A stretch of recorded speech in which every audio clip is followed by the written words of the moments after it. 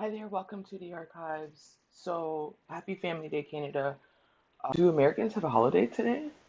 I don't know if it's a holiday in the United States, but in Canada, we have a holiday here. Today is our Family Day. Um, I thought I would, while we're here with the 50 goddesses, I should have gotten a coaster.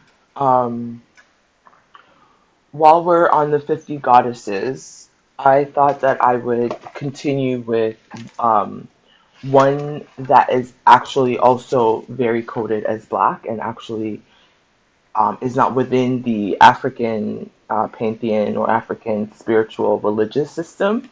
We're going to go back to India today, but I wanted to do Kali because Kali is very much black, literally black, right? With blue skin, which is going to lead me into a book share I'll do this week.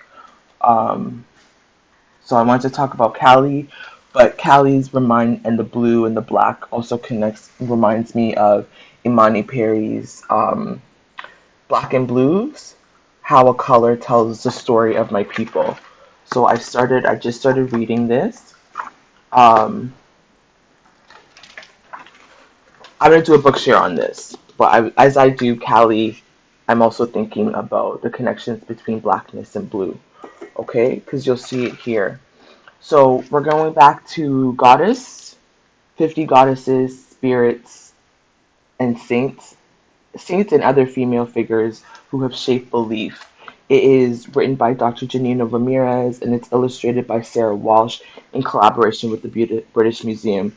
I saw a post today on Instagram that said that the British Museum apparently took down any mentions of Palestine. That's how do you erase history? That's kind of so. I don't know if they're taking Zionist money or if I don't know why you would take Palestine out because that hasn't always been the name of the name of the land in that region. Again, going back to like the Bible that I have that lists Palestine. But again, we're going to India today, and we're going to talk about Kali. Okay, this is the image we have of Kali, and this is why I wanted to do Kali because I don't know much about Hindu religion, but I do what I do know of Kali is she's there's a lot of colorism that comes into play with Kali's story, and I do remember her being thinking like, is Kali black? Um, and you could see the image there. She literally is black. And so Kali is a Hindu goddess of time, creation, and destruction. Okay.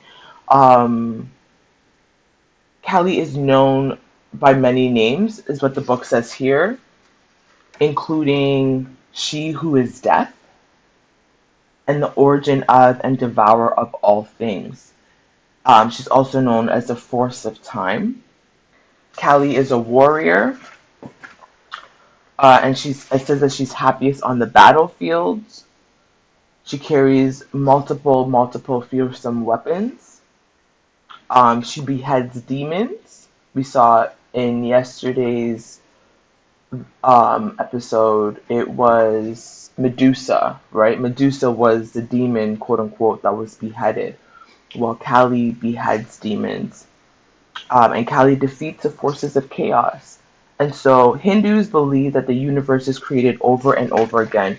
We saw this also with the Aztec spiritual system. Remember, the Aztecs believe that time is created over and over and over, and we are in the fifth sun.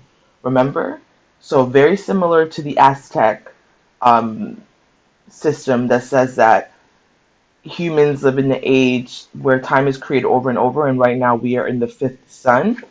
Within the Hindu system, we are in the age of Kali. Okay, we are in the age of Kali. Kali is time. She's a goddess of time, right? It says there are different versions of how she appeared, but in each case, she wasn't actually born.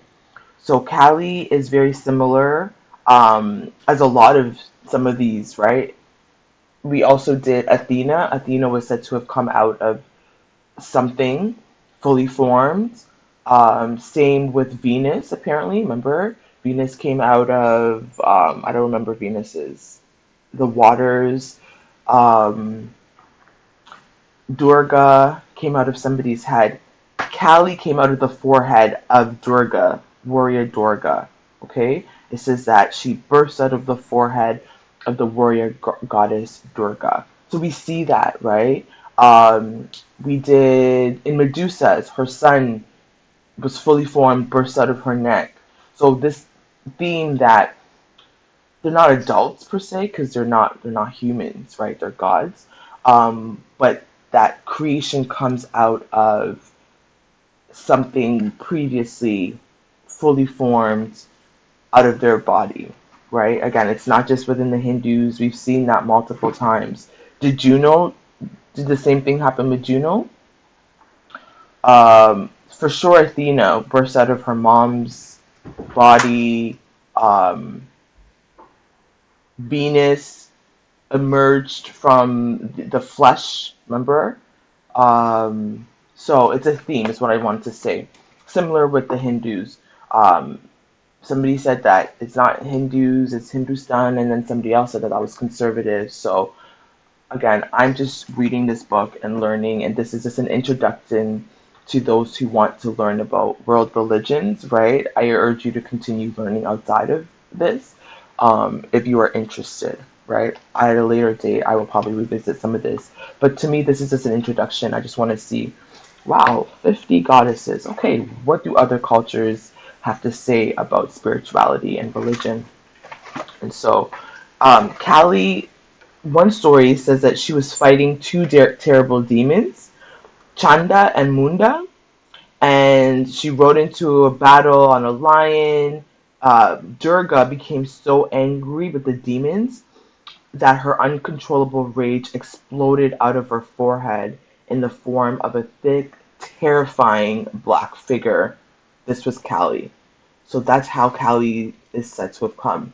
Durga was fighting Chanda and Munda. She got so angry, and then Kali burst from her forehead.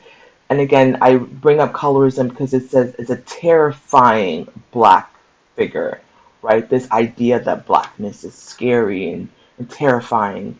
Um, it's across a lot of themes, right? That's why even in Hinduism there is colorism, right? Hindus in India there is colorism, not just, I didn't mean Hindus, but Hinduism, I'm sure, as people who live in India, right? Across the globe, dark skin is seen as terrifying and scary and bad and ugly. Light skin is innocent and pure and delightful, and right? And so nobody could match Callie's force, right? She's powerful. She has so much strength. It says that she defeated the two demons. She cuts their heads off their bodies.